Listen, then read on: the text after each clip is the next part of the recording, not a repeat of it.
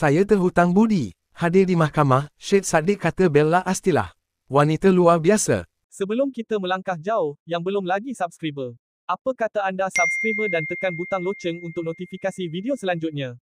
Selebriti popular, Bella Astilah menjadi perhatian ramai apabila muncul di Mahkamah Rayuan menemani Ahli Parlimen Muar, Syed Saddiq Syed Abdul Rahman. Memetik laporan sinar harian, Bella yang manis berbaju kurung dilihat hadir bersama adiknya, Didi Astilah dan beberapa individu lain.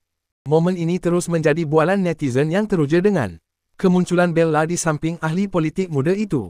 Bella tiba di mahkamah sekitar jam 8.40 pagi dan Syed Saddiq sempat memuji Bella sebagai seorang wanita luar biasa. Dalam sidang media, Syed Saddiq berkata beliau sangat terhutang budi dengan Bella Astilah.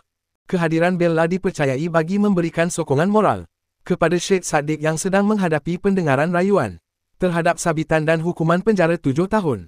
2 sebatan serta denda 10 juta ringgit berhubung kesalahan berkaitan dana angkatan bersatu anak muda Armada.